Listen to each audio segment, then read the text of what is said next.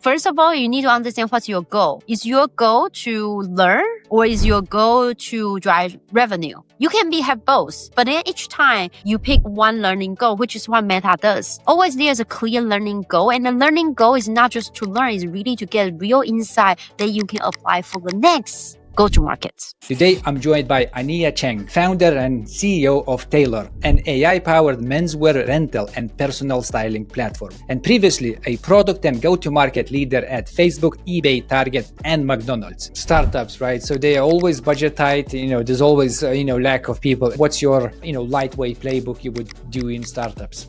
Yeah.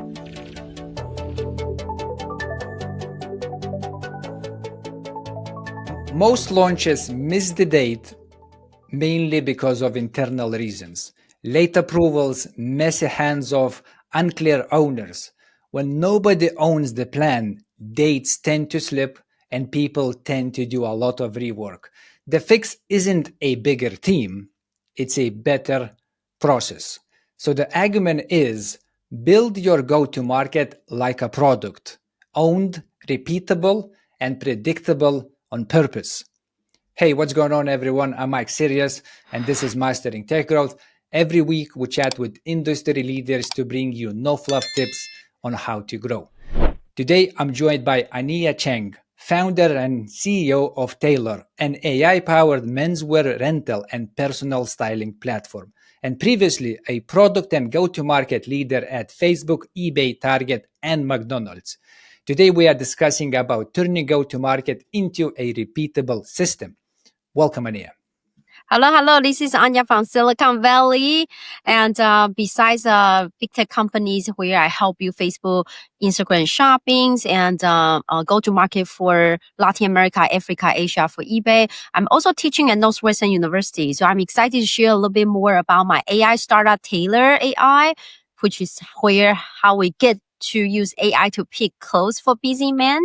And then also share a little bit more of both as academics and also the industry experience. Excellent. Thanks, Anya. I forgot to mention that you actually teach in university. How did that happen? How did you find yourself actually, teaching others? Yeah, I am definitely not because of weather, because Northwestern University is in Chicago. It has snow 7 months a year. But I was an alumni from Northwestern University with a marketing degree. If people heard of Integrated Marketing Communications, the IMC.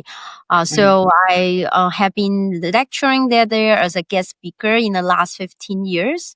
Right. And 5 years ago, there was a professor that passed away. They are looking for a replacement. And at that time, it was during COVID. So they usually only one local professor. But this time, they're like, hey, it's COVID, everybody online. So Anya, you're in Silicon Valley. Why why don't you teach? And I started teaching, and one class become 2 classes, from 3 classes. From marketing classes to engineering school to law school to MBA schools. So here I am. So sometimes opportunities are there when you are not looking for. Here you go. Do you see yourself, maybe writing a book at some point?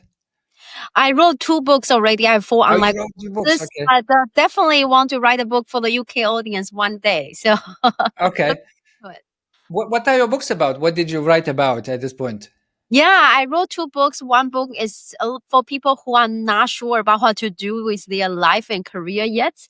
It was a little half, a half more of my bio on how I came from Taiwan to the US and how I graduated. And then I got into 2008 when Lehman Brothers went bankruptcy.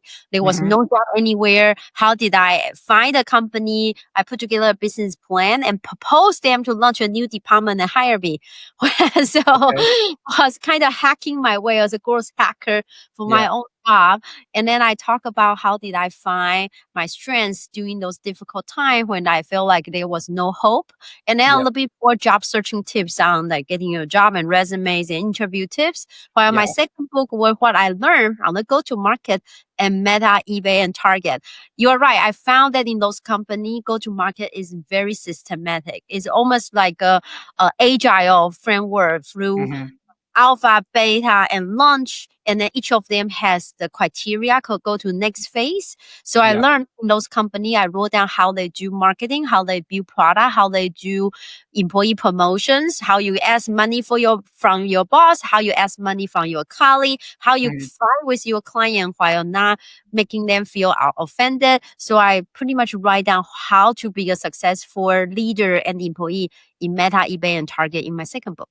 Oh, that's an excellent book. I mean, we'll dig into that in this episode, but people listening, I'll make sure we have this in the show notes. I feel like that book will be a second step you can take after you listen to this episode to understand go to markets more and how they're done correctly at the enterprises.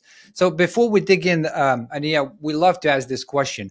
When I say mastering tech growth, what comes to mind? I think it's about finding a product market fit.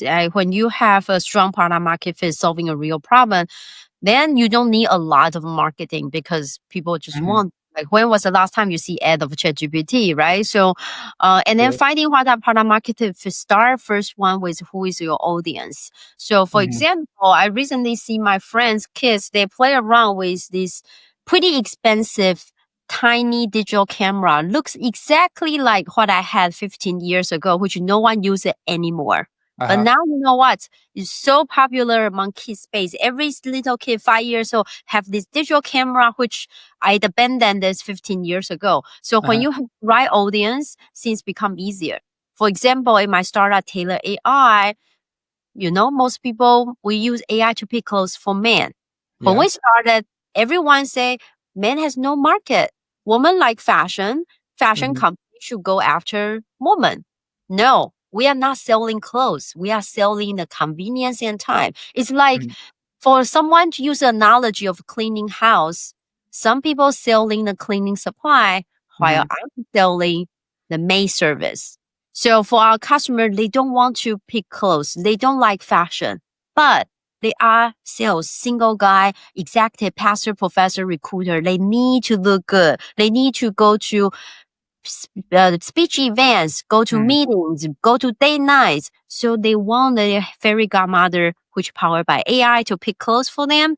And we Mhm. send them real clothes for them to wear. So then they can rent the clothes. So no more shopping, no more laundry, like they are Netflix for outfit. So Mhm. I'm solving another problem with very different audience and then still have a great market. So I think the go to market first step is the right persona and then getting the right product market fit, which is starting again with the pinpoint that you are solving. Okay.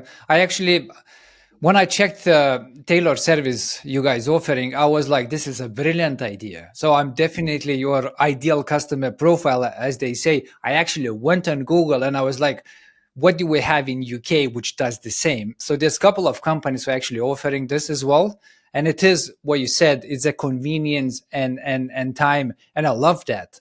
I don't like shopping. Like I don't enjoy going to shops. I don't enjoy going online and choosing clothes and then measuring, sending back.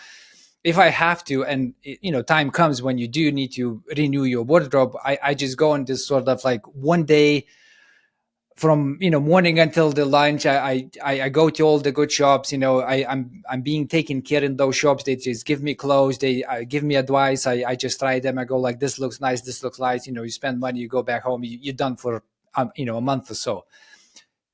This is just brilliant that you go, here's my event, I need to look like that. You send the clothes, you put it on, you go to the event, you send it back, done. It's excellent. I think it solves um, it's not like a challenge, but it's definitely a value add in the convenience and time perspective. How did you make, like, how did you know that there's a market for that? Like, how did you go about understanding that you're going to have that fit over here? Yeah, so start with a minimal viable product, right? Just like building product, you have a hypothesis, you build minimal viable product to validate your hypothesis. Minimal viable product MVP is not the smallest product that you can build. It's a Yeah. small product you can validating your hypothesis. For example, when Zappos started, the hypothesis is people buy shoes online. Yeah. So Instead of having a real shoe store, when people order online, they went to Foot Locker and then buy the shoes and ship it to a customer. Because if people don't buy shoes online, why do you need a warehouse for shoes? Right? When the Mhm. rent runway, the woman's rental company started, their hypothesis is woman rent dress. Mhm. So instead of buying any dresses, building any app or any website, they send an email to a group of students who are going party and the screenshot the dresses from Macy's and ask them, would you like to rent dress? If they Mhm. respond to yes, then they make sense for them to start partnering with fashion brands. But if not, there's no sense for buy any clothes or open any store. The same Mhm. thing Echo. When they started, they have a real human behind Echo. Echo play music. Real human play the music. Yeah. Because if no one talk to machine, which is a hypothesis, why would you build any AI behind the thing? Because no one will talk to the machine. So when we started, we start with a landing page as a simple MVP. You just Mhm. Shopify $10 and there's a page. So if you're interested in this type of service, put into your email, join waitlist. Mhm. Months went by, a guy emailed me. Hey, I'm on your waitlist. I'm so interested in the service. I ignored the guy. I thought the guy is a scam. We are like nobody. Like we're startup. Like who are like so eager say, please, Yeah. please put me on the waitlist. So I ignored him. Another month went by. Right before Christmas, a guy called me. Somehow that guy is a real estate agent. He is sales who is very determined. He went on LinkedIn and LinkedIn me. He found my phone number from my LinkedIn and he called me.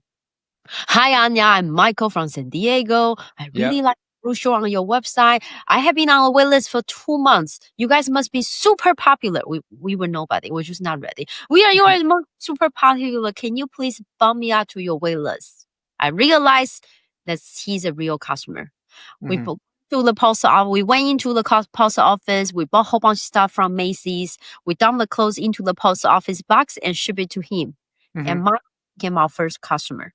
From there, we're testing the same way to 100 people who got on the wait list. We learn a lot. We know what people are looking for, which is actually the same framework that how Meta does go to market. Let's Yeah. start with alpha.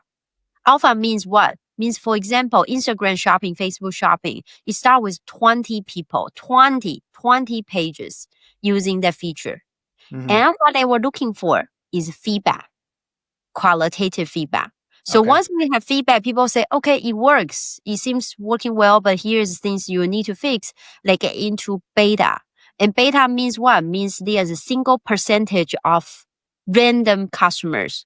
For example, they turn on 0.1% of all of the people who have a shop at UK on Instagram or Facebook. Random 1%. And they have a selecting criteria. Say, okay, if this 1% they make, say, $3,000 this week, then we would need to move on to the production phase, which we start doing A/B testing, Mhm. 10%, 50%, 50% A/B testing. So the same thing for us that we test this with 100 people. We are ready to move on to beta.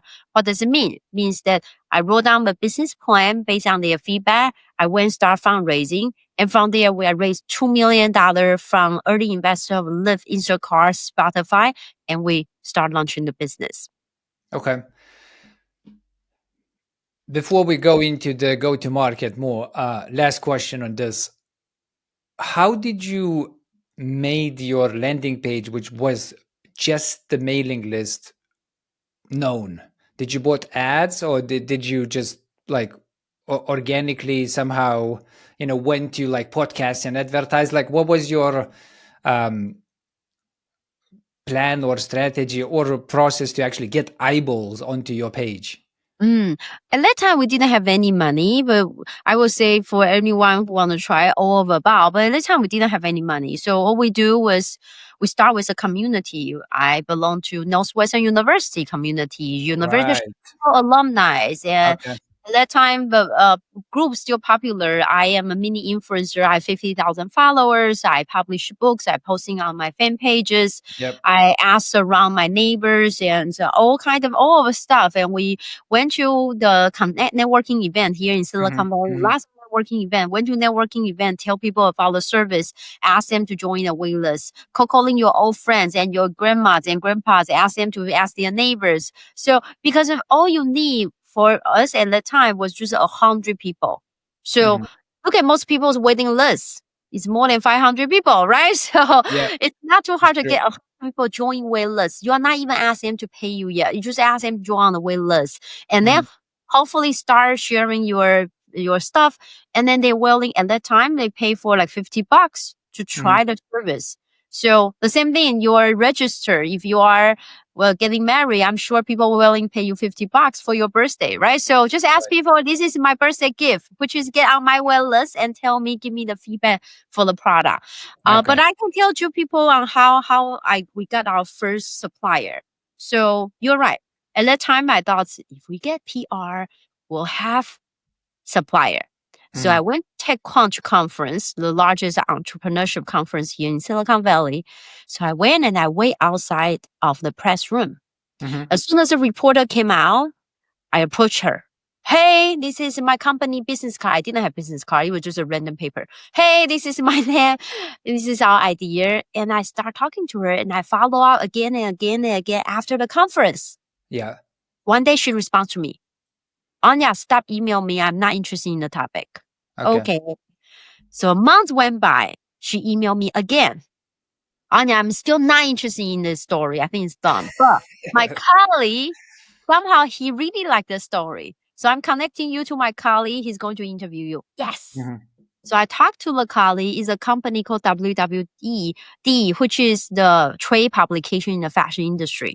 Uh-huh. Conversation went perfect. He really loved it. He's a true believer. He's going to write the front page for us to get on the trade publication. Few months went by, nothing happened. Hmm. So life went on. I went on startup competitions. We won the West Coast in the US championship. We Hmm. were moved on to the global championship in Chicago. So I thought this is a great opportunity for news again. But we are again nobody.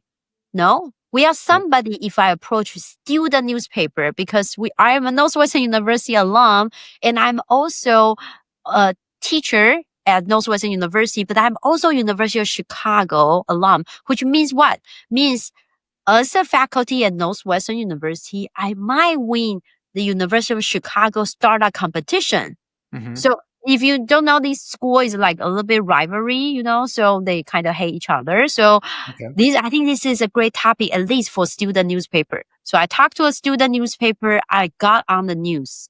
Somehow the ABC News locally, they pick up the story from the student campus newspaper and we got Right. ABC. From the ABC News, I sent the ABC News to the trade publication. I said, hey, we just got on this news. Can you send this to your boss and convince them that this is a great story? The next day, the story came out.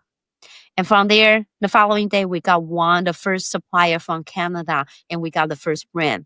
And fast forward, we have been working with over 300 brands. We now, after selecting among 150, continue working with them today, and we have over 20,000 garments. I love that. What a great story. Thanks for sharing, Ania. So it's one of these success stories. Things are just connecting well, but not without effort, right? This always everybody would say it's a piece of luck, but it's not, because you were continuously thinking about it, continuously seeing opportunities, and continuously engaging and pushing yourself into those opportunities to actually seize the day and get your brand out there. It always is the founder who gets it done. I love that. Right. So let me read this quote. It's from McKinsey.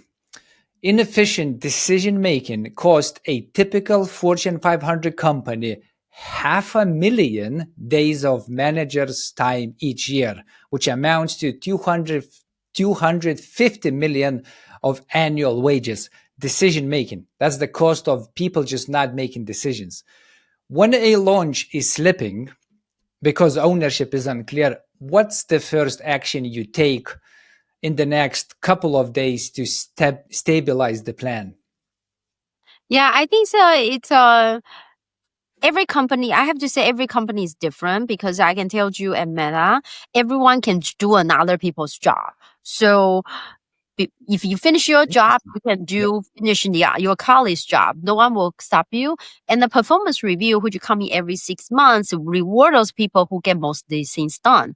So you can Okay. do thing for 6 months, but you will be fired after the 6 months. So everybody work a lot. Mhm. However, the criteria for that is the whole company are Ivy League graduate. Everybody's overachiever. Everybody is like the lady in the Harry Potter, the raise a hand lady in the Harry Potter. Yep. So she's like me, like everybody is like that. So I think it's very different. While in when I was working for eBay or McDonald's, the rule is extremely clear. Nobody's supposed to touch anybody's things, and it's very well organized. And they have a clear ownership, but that also means people may not always be proactively thinking something because they Hmm. just Hmm. make sure their job is done. They are not losing their job. The company is not growing as much. Therefore, holding down to a job is extremely important because next day you might be fired as well if you are not doing your job right. So I Right. think it's really a growth company or a margin focused company is very different. But answer your question, like if you don't find the owner, I think it's important to really have a clear KPI because the things for Meta is that there's no clear owner, but there's very clear KPI, which is, for example, how many customers retain, how many engagement from customer, how many posts, how many items being sold on Facebook shopping, Instagram shopping. Hmm. So true measurable. So everybody just almost like bounty hunter and just go hunting for the reward. So I would say clear, find the person, but really clearly outline what's the real KPI and measuring everybody's KPI. Then and people will figure things out. And if not, then I would say using the way that was a little bit more someone who might potentially be lead, and then kind of having the team to have a clear supporting role, almost like in agile. You have product owner to decide what to build, while your engineering team, which we call developer team, were the people who make the requirement from product owner to be a real product. So product owner decide what, while engineering team decide how, and the scrum master are the person who know the best about when, almost like the project manager. So at least you have a clear kind of functioning role, and they Hmm. also help people to know who to follow. Okay. So that's a very awesome. You gave that two different environments or two different cultures, if I might say. I know Meta and Amazon is very aggressive in getting the bottom of the barrel sort of let go and rehiring. So it's always very sort of refresh talent pool, and if you want to sort of not be at the bottom, you have to perform. And then you have others, other cultures which are more of longevity. They more care of people staying within the business for years to come, and as a result there's a different approach to how work is getting done. If we talk about the culture which is not like Meta, if we talk about more like stable ownership, titles, responsibilities type of setting culture, right? So if we have a go-to market plan and we have these ownerships, right? How do you actually go about setting that? Is that something like RACI, which is responsible, accountable, consultant informed, or like a DAISY? Is there like a process of how you give ownerships to everyone involved, or is it just like a self-selection type of situation? I think it's more of none of above. I mean, every company use what you described it before. So I think this table stay if you don't know how to start there. But I can tell you, I think which you tie back to your openings and the most successful ones, which I think Meta did a pretty good job, not just because their people are overachiever, but also they have system, right? So you Hmm. already pre-agree on this go-to-market plan, which we're going to run alpha. And when we run alpha, this select this 20 company, the criteria is 90% of them say they will you'll use it again next month. Okay. And when it comes to beta, well, how do we get into production? It means 0.1% of the product, the page will have this feature. But again, 90% of them will make more than, say, $3,000 this month or this Hmm. week, right? So there's a very clear, almost like A/B testing, go or no go criteria. So nobody need to fight. And we are following these. This is the next step. This is the day we're going to do what, and pre-agree upon that. And who is the owner of that? It should be a product marketer. Product marketing manager is the person who's supposed to create a plan. And who is the owner for make sure the numbers right? Data scientists, product analysts, marketing analysts are supposed to be the person who makes sure the numbers right. And then Okay. what product are we testing? Product manager are supposed to be a person who decide what product are we testing. If you are a retailer, like the product manager are the person who most important in the company, like what's most important for the company. For example, in retailers, the product managers are not very important, while merchants are very important. Because in retailer, it's all about what are you selling and how much it will be. So the merchant who decide on the pricing and decide on the merchandising and sourcing, buyers are the most important. So what are we going to test will be based on the merchant. So based on that rule on what are we testing, how are we testing, when are we testing, and who is the true guardrail of those number, I think you will have a really clear role. Okay. So this is still ownership is sort of tied to what you bring to the table, your skills and effectively your role. Let me ask this. How did you split central or local ownership? So effectively central ownership, at Facebook, which is a global company, at Meta now, at Meta, which is a global company, versus local ownership. And how do you prevent these, like a rogue launches, like you have, let's say, 3 regions who needs to launch this at the same time, but some communication goes somewhere and someone launches sooner, something like that. Like, did you had like any situation like this, and how you sort of dealt with that? Yeah, exactly. That's a great question all the time. So that's where product marketing job is, right? So for example, Google Map, we want to promote Google Map in every single country. So then marketing manager in Thailand and in Japan, in Singapore, Italy, and Netherlands, and they are going to have their own plan because they know the local marketing best. However, now you need product marketing manager because this person is the head of marketing for this product. This person is in charge of everybody, make sure everybody are coordinated. So we are not positioning Google Map very randomly or in all different country. So this person is actually not a real marketer. This person don't have a marketing budget. However, this person write a playbook to help everybody loosely follow the guideline. So being consistent with the brand. Okay. So, but how would you believe that this person can write a guideline? You don't, because like I'm a marketer in Italy. I know Italy so well. I don't believe anyone will do a better job than me. Why do I need to follow your guideline? Therefore, the product marketing person actually have a tiny, small testing budget. The project is not real marketing budget, it's a testing budget. So almost like the same thing for Meta when it launched this 1%, 0.1% for beta. This budget is for testing. Means what? Means, okay, I'm going to write a playbook for any emerging markets. Yeah. Indonesia, India, Kenya, Tanzania, Uganda, everyone who are emerging market, I'm going to write a playbook. Therefore, I will run a test campaign. I will select 4 countries that's similar to everybody. Then I'm going to run this campaign for 3 months. I'm going to collect the data. And then now you have a guideline. You don't believe me, it's okay. But you have to believe the test result. The purpose is not really marketing. They might buy billboard, but the purpose is not about marketing the product. It's about testing a framework for both message, channel, and also who's the audience in those markets that with similar conditions so everybody can follow. So I think answer your question is that you have this central product marketing person. Yep. Oppositely, in some countries, but they only work for the company they are centralized, like Meta.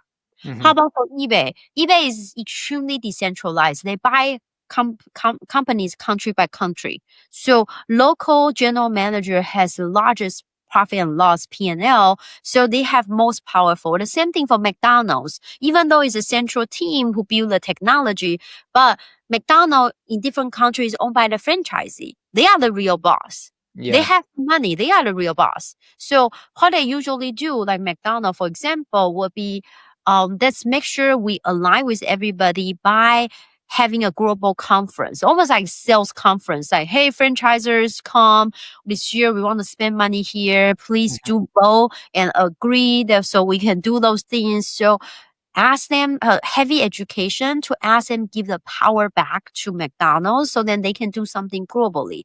As for eBay, they don't have any power. So what they do is the same thing they do. They call it product vision. They shoot those videos. They do research for everyone. Hey, globally, consistently we see, for example, the trend is chat as interface. Amazingly, 10 years ago when I was there, they predict the number one trend is chat as interface, which is what ChatGPT does today. But 10 years ago, they say this is number one product trend. All the product in the future will look like this. So what they do is they research and they find out the trend and then they tell all of the country managers that I cannot control you. You have your own power, but let me tell you what's coming. So then at least I do one research for everyone. And that's also help me. I also build a platform where you share knowledge to each other so you don't duplicate the work. So the short answer is that it depends, but it's really important that you have a kind of someone playing the central role to coordinating with everybody. And it's also important that you let people know when you need to find resources, like in eBay, sometimes you need to fight for the central resources.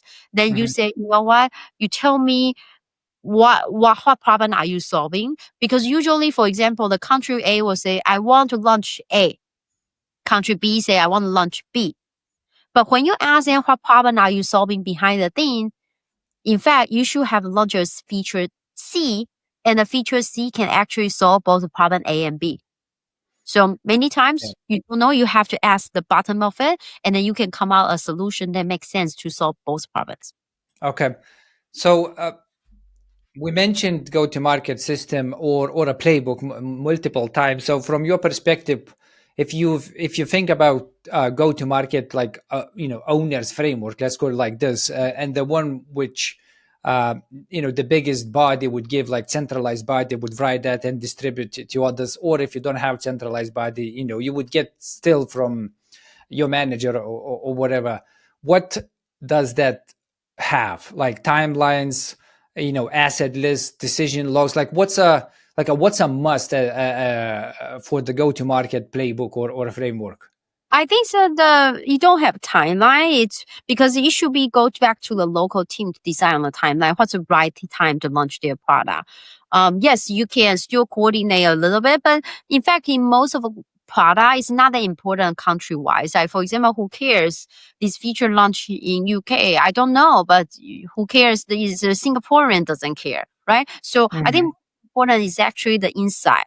So I'm assuming, for example, when Meta launched their Wi-Fi technology, people may not know, but Facebook actually have a Wi-Fi technology team. So they work with local company like Vodafone, AT&T, Verizon, and they launched this Wi-Fi to rural area. So in this case, their hypothesis was, hey, we sell Wi-Fi, therefore we should do advertising on area where there's no heavy Wi-Fi. For example, we should use billboard.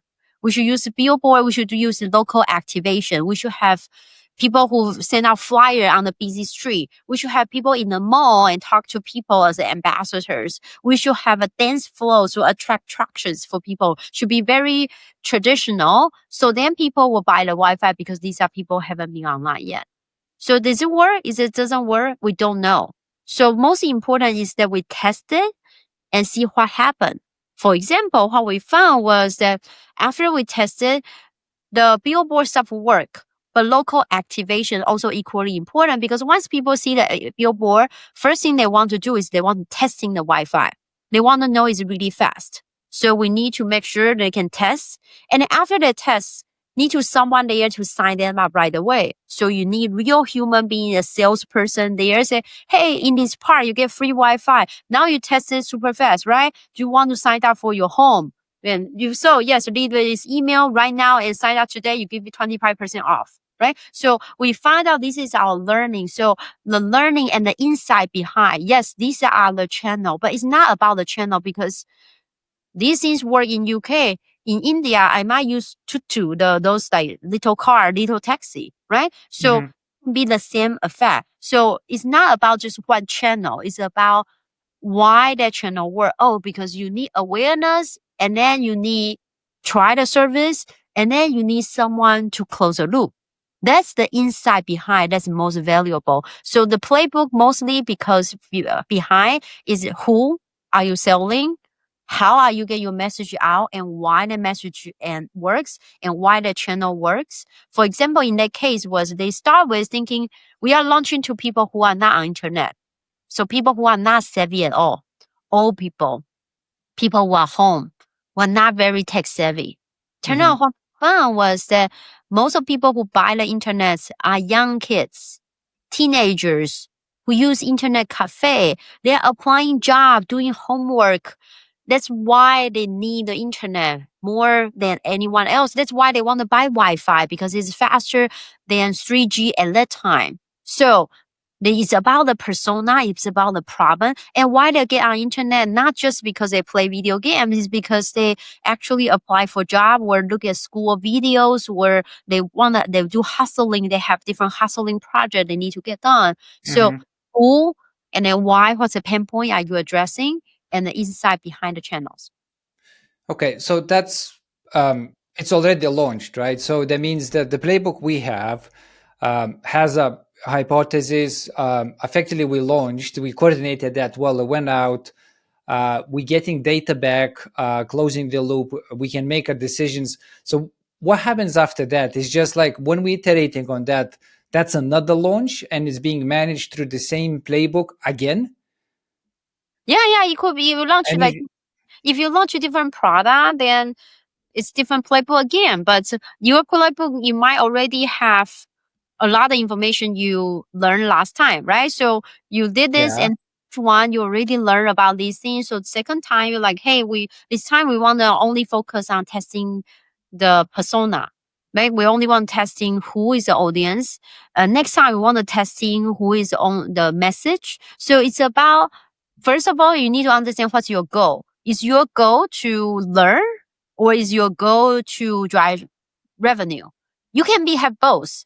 But then each time you pick one learning goal, which is what Meta does. There's we want to drive a lot of people buying Wi-Fi, but there's one thing we want to learn, which for example, we want to learn if people will buy home Wi-Fi after they testing the service in the park. So Mhm. always there's a clear learning goal, and the learning goal is not just to learn, it's really to get real insight that you can apply for the next go to market. Okay. Let me take us a little bit into the process of actually launching that. We can use the same use case with Meta's Wi-Fi. So before you actually go and launch, let it be to test the hypothesis. What is the internal communication when it comes between like legal, sales, and product? I mean, it's a big launch, it's a big product, and the handoffs quite often are very messy, right? Like someone needs to receive information from you so they can advance their own stuff. So how does that work in like these scenarios? Like how does handover sort of compounds towards the actual launch happening? Yeah. Um, so there are two sides. One is whoever will for sure need to be you to know before launch. There is also whoever may or may not need to know about launch. What I mean is that you make a comment earlier, which I partially agree. You Mhm. say this is a big launch. No, in all most of the company I work for, in the tech companies, there's no big launch. There's Okay. always iterated process. You start with 0.1%. It works, launch to 10%, launch to 20%, launch to 30%. You work for these segments. We'll try another segment.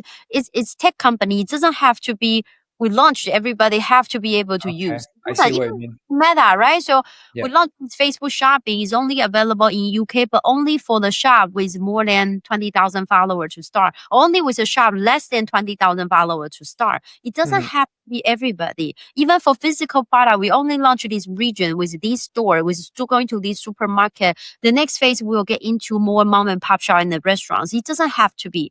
But for sure, there are something that you have to get done. For example, you mentioned non-legal. Yeah, Mhm. no matter you launch 0.1% or 100%, you need a legal done beforehand. But again, there's also different phase for legal. In fact, if you ask a legal team, there's always must to do, there's always nice to do.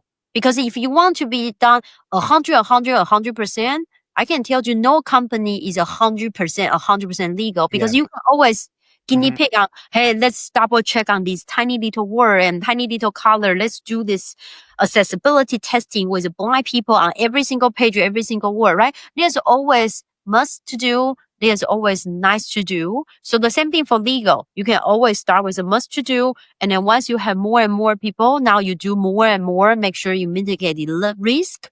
So I think all of these are fluid. It doesn't have to be big launch. When it comes to communicating with people, of course, anyone being impacted, all you need to think about is that if I told you, how would you do something differently? If no, you shouldn't be informed. I don't care. If you are going to do something differently, for example, I'm going to launch like in my company, Taylor, we use AI to pick clothes to men. So if Mhm. we have supplier, when I launch it, they will start making money. So I should definitely tell them because they should expecting their revenue will grow because they might have their P&L goal they need to hit, right? Or for example, when I show this new banner on the website, people might start requesting for these clothes. And so then our stylists, alongside with our AI, should be Mhm. able to, we should let the human stylist know. So then they should prepare like, okay, this brand is getting advertising. So more people will request renting for it.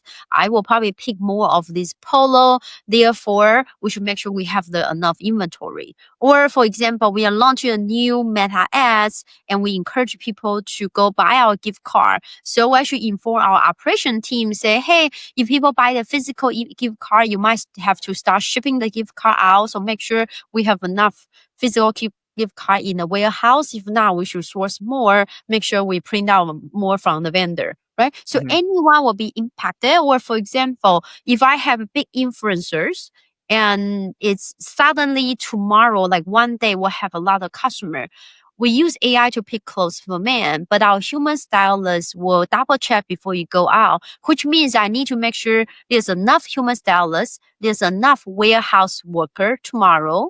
So then those people will need to be informed. So the simple principle is who will need to do something differently.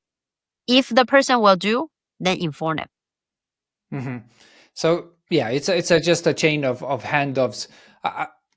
In your experience, Anya, it's like where does challenges or bottlenecks usually exist? Is it when the product is ready to go to next stage, and we're talking about sort of like legal team looking at it, or maybe it's a release process, or maybe it's sales, or maybe it's a totally different department, maybe it's customer support, or whatever. But with all the different functions involved in launching a product, where in your experience is majority of the pain when it comes to handoffs?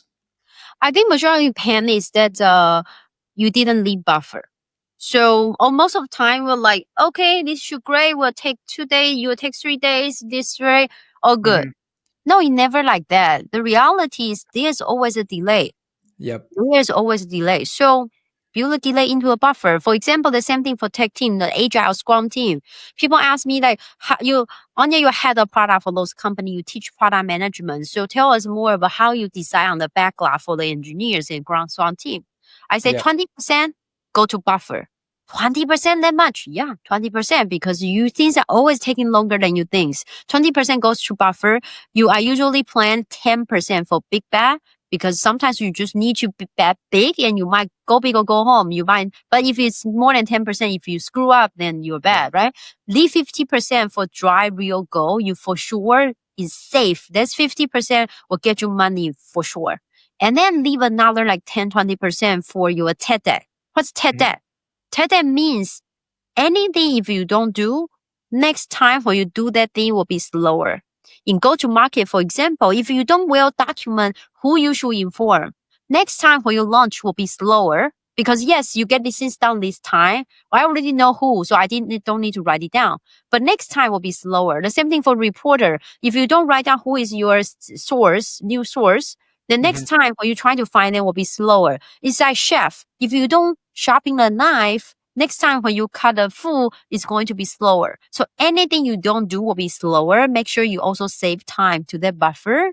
And then and then trying to and then do something that is marketable.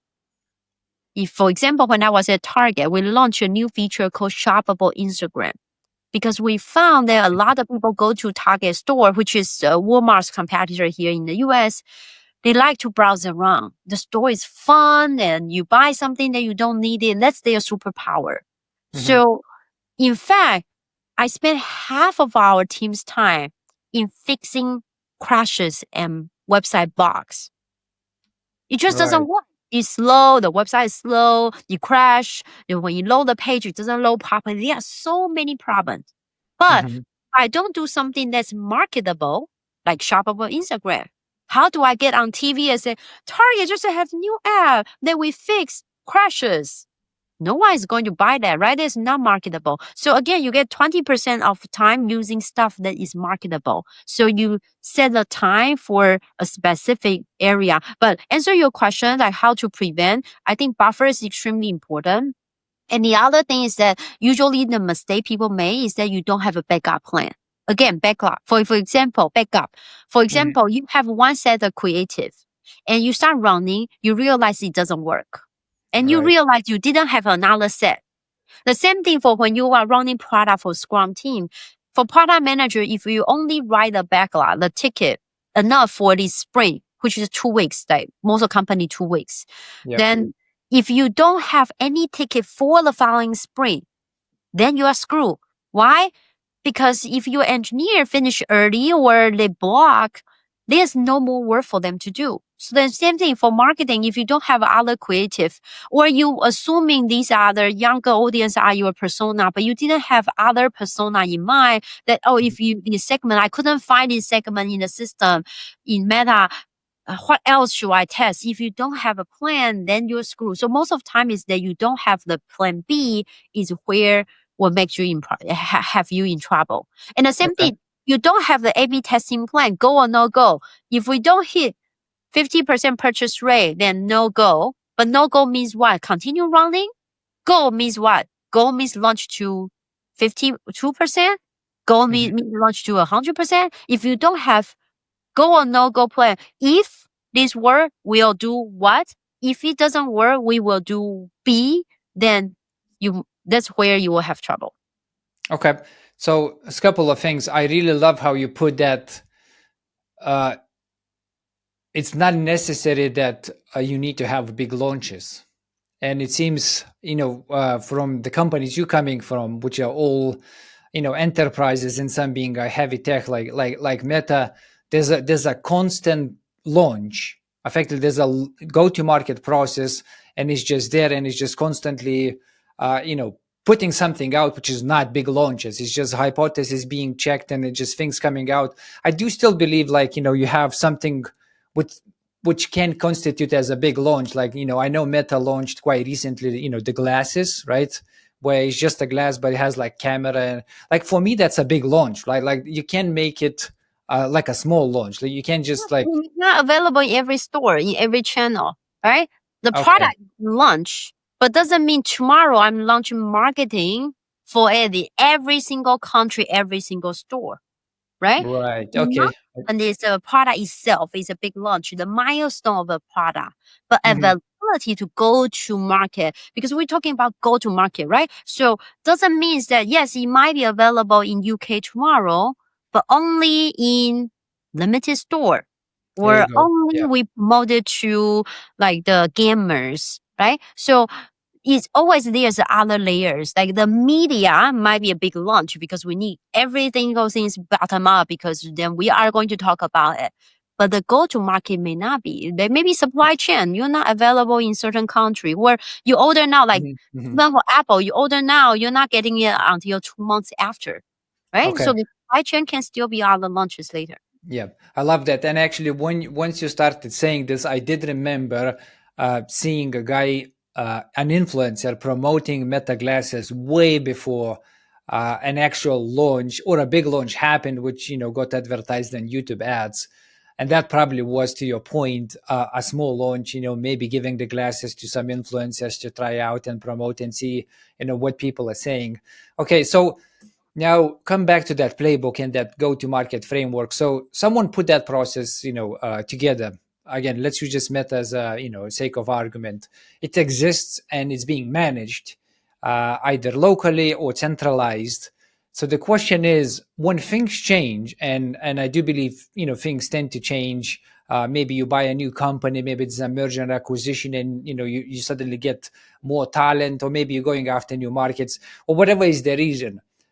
How do you keep those processes like up to date? Like, who's actually managing the ownership of documentation, if it exists, assets of, or if they exist with that framework? Like, is that like everyone's job to contribute to it, or is this, like, in your view, someone who owns that, like a go-to-market manager or leader or something like that? Yeah. So it's usually a product marketing manager's job, PMM, product marketing manager's job. So each product have one product marketing manager. It's very small. For example, in the glasses, probably have one PMM. That's it. In Hmm. Meta, for big product, for example, like even Messenger might have like one person or two. That's it. It's like the person's job just more of making sure everybody is aligned, clear positioning for the product, really clear pinpoint and persona for the product. In many companies, there's no PMM. So even eBay does not have PMM, for example. Then in those cases is a product manager job because you own the product, right? Yeah. Again, in retailers or merchants, then is more of a merchant's job because in retailers, the product is the physical stuff like garbage cans or clothes or earrings or TV, right? Then who manage that product is a merchant, the buyer, the sourcers. So there, Mhm. whoever really, if it's a PMM, in most company, like who with best practice is PMM job. In smaller company with not much resources, is whoever manage the product, who The is the product. product person. Okay. If you are in some countries, if you already have a product, like the product is already exists for a long Mhm. time. Example, in McDonald's, you might like, oh, the kiosk is already available in for a long time, but we just first time bringing this to a certain country that we launch in table service or kiosk or something. Usually they partner with a local general manager and whoever own the P&L locally is in charge of that person. And of course, the person might assign, say, okay, in this my country, I will say this will be marketing person, or this will be the tech team product manager or project manager's job. So it depends on is it centralized or decentralized. Decentralized will be based on whatever GM thing will be make sense for the country, and it also depends on what's the go-to market really mean in terms of resources needed. For example, at Meta, talk back to the Wi-Fi things. In many countries, our go-to market is managed by TPM, Technical Program Manager. Why? Because TPM tend to be someone very technical. And Mhm. in those Wi-Fi product, the go-to-market doesn't mean communication. Means go to the tower, put on the devices, implement the devices, make sure the tower of signal works. So it's all engineering, all technology. So the person who manage your process are technical program manager. It's a little bit like project manager, but they are technical, so they communicate with local telco. And those are the true person who actually manage the go-to-market. So I would say, do not try to limit yourself on who should do this. Think about in this process, what role is most needed. In Meta is about, Wi-Fi thing is about technically implemented and integrated with local telco. In some scenario that you mentioned, it's about communication, it's about marketing, managing the PR, managing the press, about the content. In some Mhm. area, what I mentioned earlier on educating the local people is about testing the channel. So the marketer, well, who are channel manager, play most important role. In McDonald's, it's a lot of convincing of the stakeholder who are the franchisors. So the person who manage franchisee is actually play the key role in the go-to-market. So don't think of it that have to be whatever title. Think about what is blocking you to go faster and whoever hold the Mm. key is your go-to-market person. Okay, let's take it to a smaller domain. Let's talk a little bit about startups, right? So they are always budget tight. There's always lack of people. If you would come into that domain, what would be your like 30 days playbook? Effectively, what are the musts to launch something bigger? Let's not talk just about like a feature. Let's say it's almost like a pivot. It's a bigger piece of something startup is launching. Like, what's your lightweight playbook you would do in startups? Yeah, I just did it yesterday. Or you like, for example, in my startup, it's changing the pricing and program is big, right? So we used to have like, hey, people pay say $100, you get 2 shipment per month. Each time we'll send you 5 items. You can wear the clothes. Our AI will pick clothes for you. After you wear these 5 clothes, you return and you send to other people. And we Mm-hmm. decided to launch a brand new program, which is you only get 1 shipment per month. You get 7 items per month. And then it combined with other feature, like you can do extended rental after you rent for one cycle, like few weeks. Now you can keep it for another billing cycle because you just love it so much. So then you don't have any gap in between shipments. Mm-hmm. In the past, when you ship back and there might be a few days in between, while it seems minimum, but just like Uber or Netflix, one day you don't have that, you feel like, oh, I don't have it today. Am I going to watch DVD, buying DVD? That's inconvenient. So Mm-hmm. we decided to launch this brand new pricing programs and very different how you work stuff. So this means what? Means that we need to change your website copy. We need to change your website creative. We need to inform the operation team. So when they are packing stuff or our AI picking stuff, our tech team need to assign it will be 7 item versus 5 item. When they are packing item, we need to make sure we have bigger bag. So then the clothes go out will be able to fit. When our stylists, human stylists talk to the customer, they will know that they have 7 items to fill. So there might be 3 outfits versus in the past 5 items, maybe 2 outfits, right? So Mm-hmm. a lot of people need to be informed. And then also on the marketing side, when we run advertising, you will need to say differently. So simple thing, I start with the simple one pagers. We are launching these things. The reason is what? Most important is why we are doing so. We are doing so because we found that customer hated the gap in between shipment. And by having more item, less shipment, they will have less gap. So, and we launched those features that allow them even have no gap, right? So this is the reason. And how do we know it will be successful? The hypothesis. The hypothesis is that retention will go up. And the Mm-hmm. hypothesis is the purchase rate will stay the same because you used to rent 10 items per month. So if you buy purchase item 20% of time, then you buy 2. But if I send you only 7, then the purchase rate will be less, right? So Yep. I need to make sure the purchase rate stay the same. I also need to make sure the monthly average order value stay the same because I used to send you 10 items, so I charge you over $100, but now I only send you 7 items, so I charge you slightly less. So I need to make sure because the retention is higher, so the total margin will still be the same. Right. So I need Mm-hmm. to make sure I have this hypothesis in place, which is a metric we want to track. And then I wrote down for the marketing side. Okay, the phase 1 is that we are going to just no marketing, launch it to a website and run for warehouse and see what happens. And then for 1 week, if it works well, now get into the alpha, right? Beta, Mm-hmm. and now you get into beta. If it works well, we will start doing advertising. And on advertising, this is the theme that we will run for meta ads and Mm-hmm.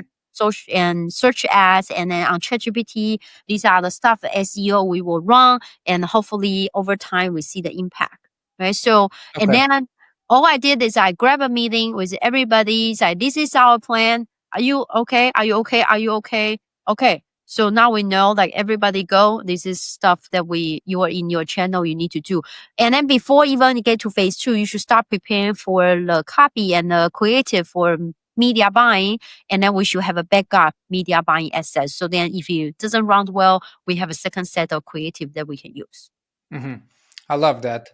So I want to talk a little bit about internal alignment, not internal alignment, internal buy-in, which effectively is very important for external buy-in as well. You talked a little bit about this on LinkedIn couple of your posts, you basically said like, look, internally, everybody needs to understand and buy it into hypothesis of that launch. And then, the external sort of works. It's a sort of like a two-sided funnel, as you put it. Can you talk us through why it's important that internally people, like get on the side of that go-to-market, hypothesis being, either true or successful, or whatever is the notion?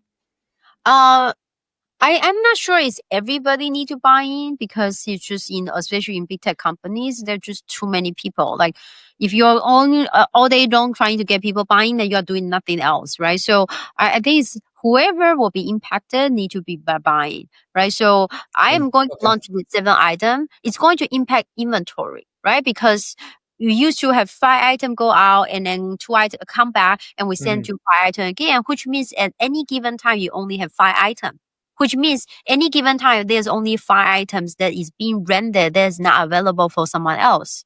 But if I change it to this one shipment 7 item plan, now means any given time you hold on to a 7 item, which is 7 clothes that can, or pants or jackets that cannot be used by other people. Right. So All right. first of all, the merchant is going to be impacted. So I need to check with the inventory team, do we have enough clothes for people if we change this program? Mhm. Secondly, the operation team will be impacted because they need bigger bag, right? The bigger bag also means that bigger bag means heavier, means shipping cost is going to increase. So I need to let the finance team know, because we need to calculate is still the right pricing, because 7 item plan is Okay. more item and is bigger Mm. bag and is more heavy in shipping, right? So whoever will be impacted need to be informed.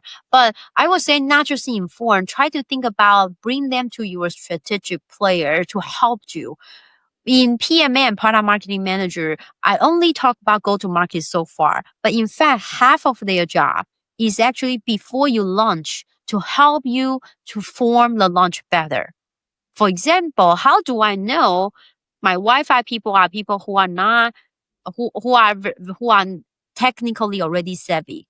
How do I know in Tailor AI, our customers are single guy and sales guy who are not into fashion but need to look good? They want to look great, but they hate laundry, they hate picking clothes, and they have been wearing the same thing again and again last 10 years.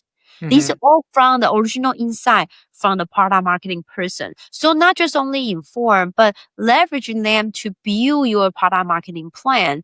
So you are not like just doing yourself, like trying to convincing someone in the end. No, you were in the process. I asked you, should we launch a 7 item? You say, I 8 item will be too much. 6 item will probably be enough, but maximum I can fit into the bag is 7 item. That's why you told me. That's why I launched a 7 item plan, right? From the get go, when you designing the go to market, you already involve those people. So the goal is not make sure everybody know. The goal is that everybody help you. So when you launch, you don't have to convince anybody, because these are your ideas. Okay, so let me read this quote from Salesforce, and it's about sales teams. So sales teams turn to enablement as a top tactic for growth, and 3 in 4 sales reps say that the company's enablement programs prepare them to meet the quotas. So effectively, what they're saying in this report is that whatever is the launch, whatever is the product, sales team will need to get educated on how to actually sell that, right? And that will help them to meet the quotas. So that is sort of like internal, market fit, as we say.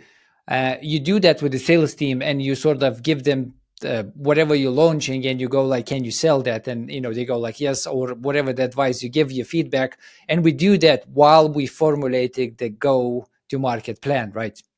That's right. That's right. So it's iterative process. Like your team already, just like in agile in building product, the goal for running agile is not about building product faster. How does it possible? Like suddenly you implement new framework and everything is faster. No, it's Mm. faster feedback. For example, if I'm going to build a car, instead of building 4 wheels and a window, and after 6 months you realize no one is buying a car because everybody work from home, you should Mhm. already sell a bicycle, and then you realize no one buy the bicycle. It's not because it's too slow. It's Mhm. because everybody work from home. So you get feedback earlier. So just like in our Yeah. model, we testing with this 100 customer before I fundraise $2 million.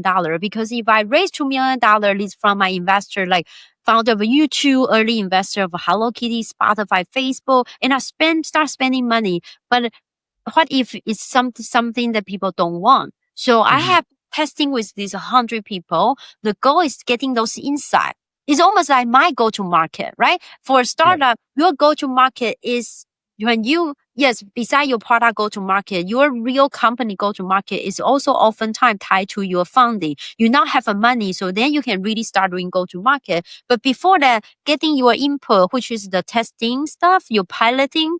For example, we will be launching, say, data monetization one day because we found that the 300 fashion brand we work with, they really value the insight coming from the customer. Say you are a brand in UK, you haven't been in the US market yet.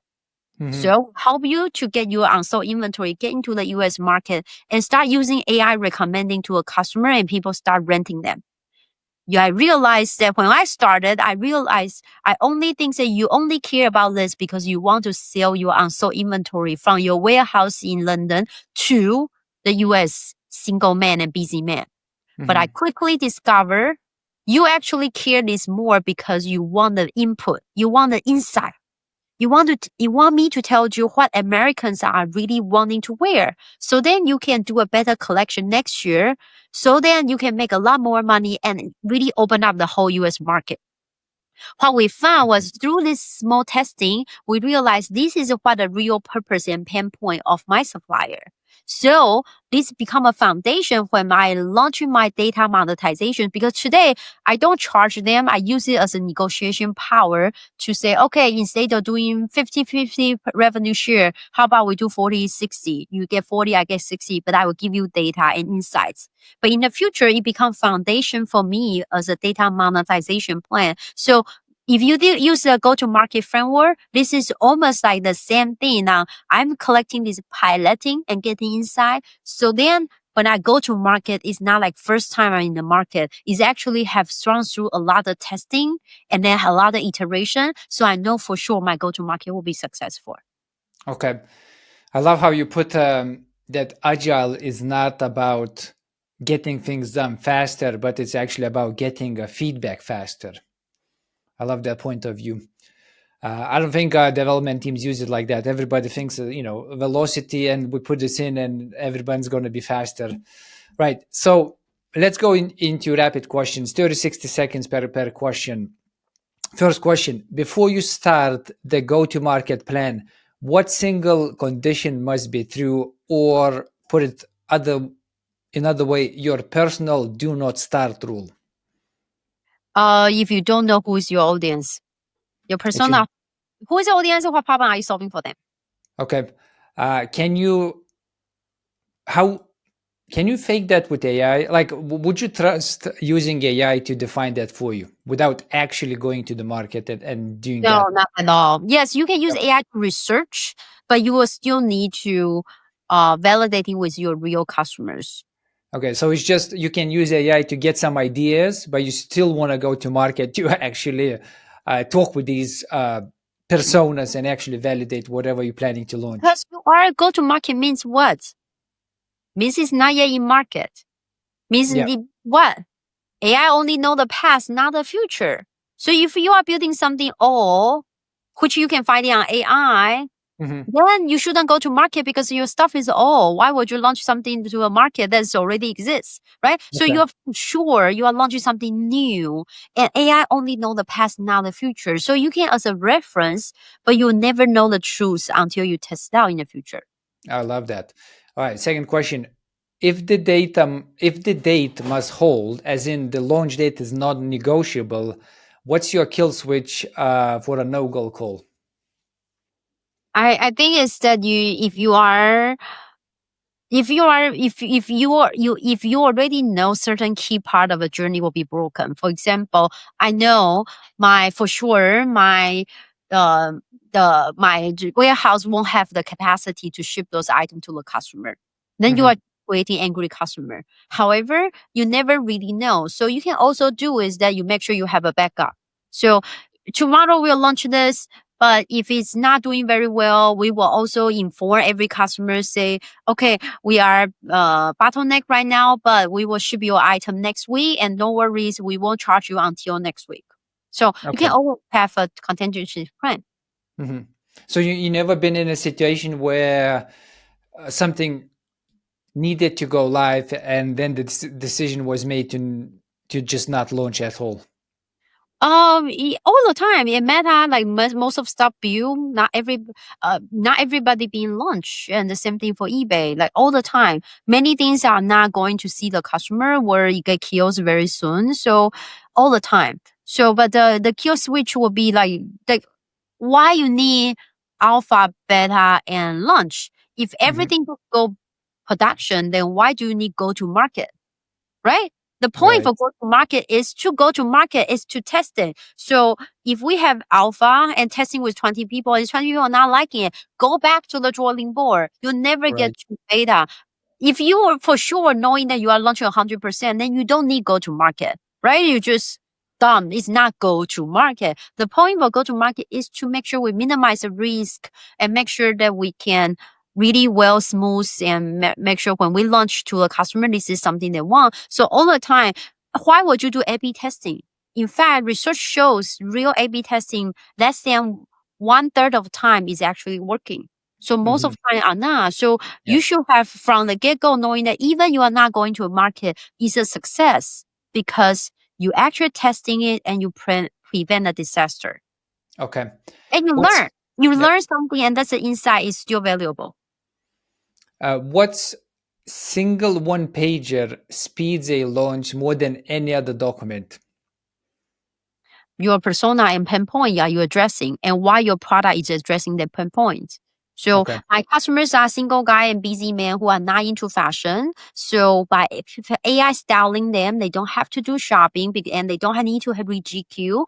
And by renting them clothes, they don't have to commit to buy something because they can just like open your Netflix show, watch a show for 3 minutes. If you don't like it, change the next one. You don't have to buy a DVD. The same thing for a model is renting clothes. You are not buying clothes, like trying the clothes out Hmm. for a couple of weeks. And if you love it, you can buy it with a discount. If not, you don't. So your persona, your pain point, are you addressing? How are you addressing them? Okay. In the final 2 weeks before the launch, what's a single metric that becomes your North Star, and who owns that, and make sure that every day it's moving? I don't think that's a real answer to this question because Okay. every company will be different. Every product will be different, right? So, for example, if I at eBay, we launched the homepage redesign, which is a big product. Like the revamp the whole website, and website for eBay is a product, right? So Yeah.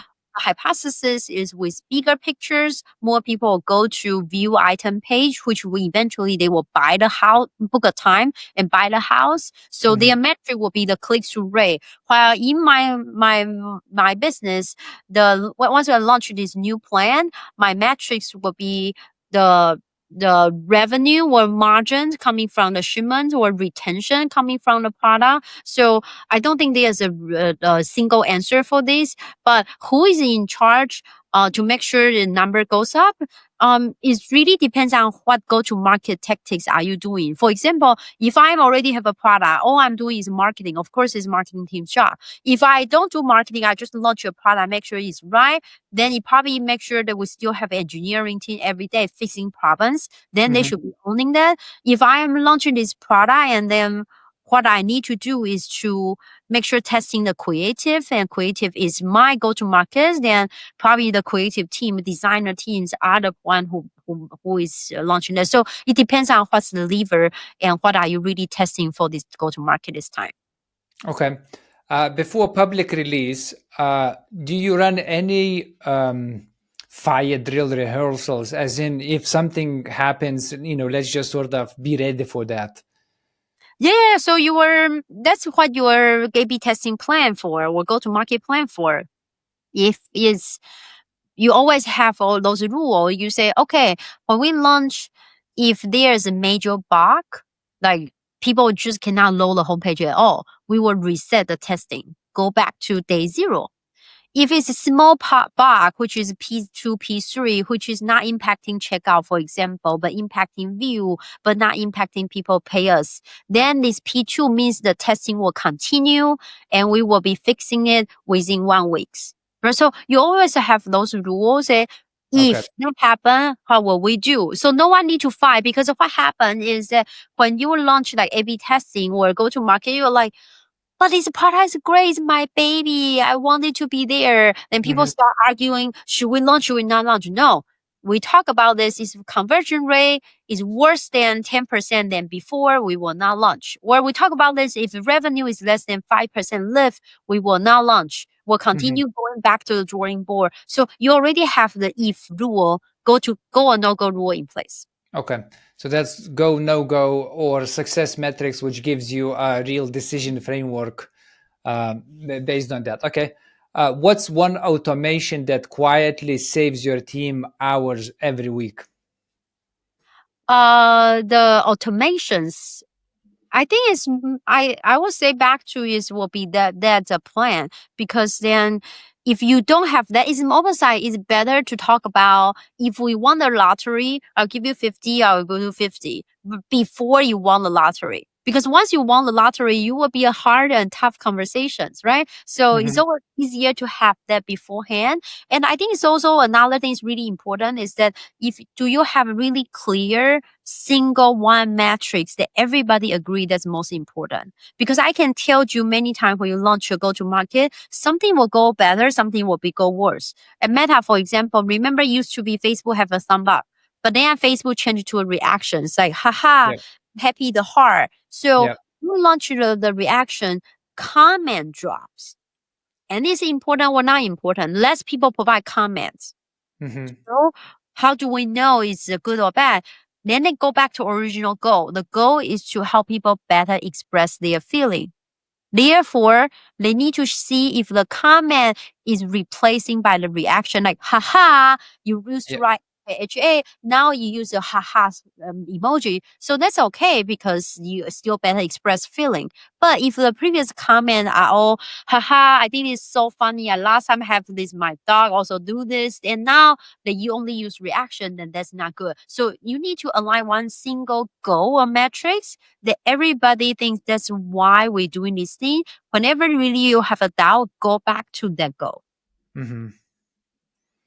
I love that one. Define one single success metric or a goal and come back to it if you're not sure.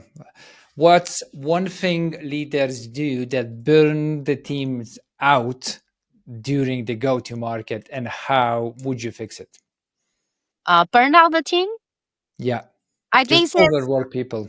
I think you are doing you were saying that from the beginning of the show, not making decisions. So not making Yeah. decisions is what burn the team, because everybody is unsure what to do. People worry about that. People are not doing the next thing because they are afraid if they start doing the next thing, you will ask them to do this current thing. So not making decision is making a decision. So have a go and no go plan in place so you don't have to make decision once you launch.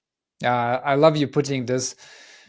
Uh, I'm on the receiving end very, very often when decisions are not being made, and weeks pass when you're busy very quickly, and everyone's busy all the time, and suddenly it's 1 week, 2 weeks, and you're still making on that decision. It's very draining because it just puts you in this waiting pattern, and I wouldn't say it burns you out, but it's definitely a pain of not making decisions. All right, so that was excellent. Thank you for giving us a glimpse into your experience with Meta and other enterprises, and as well with Taylor and how you guys did. It is a very big when it comes to go to market, and it's very contextual as well, but hopefully we get, gave justice and gave some good ideas to our listeners. And to our listeners, if you enjoyed that, make sure to drop your questions in the comments. We love to answer them. And for Ania, do you want to leave our listeners with anything where they can learn more about you, learn more about Taylor? Yeah, so if you people in UK or traveling to the US, next time don't need to bring a lot of clothes coming to the US and don't need to bring dirty clothes home. Use our service that you tailor.style. That's TAELORSTYLE, tailor.style. We pick outfit for busy man and we send the hotel to clothes to the hotel. You wear for whole weeks. Once you're done, and return the dirty clothes to the hotel lobby with prepaid envelope. No more shopping, no more laundry. You can use the code podcast25 to get 25% off first month. And if you are an amazing fashion brand in Europe, and talk to us, and we would love to help your brand to enter the US market, to have a white collar busy man to wear your clothes and send you insight that you know how are you compared to another 100 brands in the US. How would you better? How would you less better? How can you improve so that you can open a new market? So email me at Anya, Anya at tailor.ai. That's TAELOR.ai, Anya at TAELOR.ai. And finally, if you are AI investors or sustainability lover and want to get involved more in the AI space and sustainability or US markets, feel free to reach out to me as well, Anya at tailor.ai. Thank you. Thanks, Anya. And scroll down to the show notes. We have all the details there as well. If you're not tuning in live, it will be there, all the links and all the information. Thanks everyone for tuning in. And as always, until the next time, stay safe. See you online.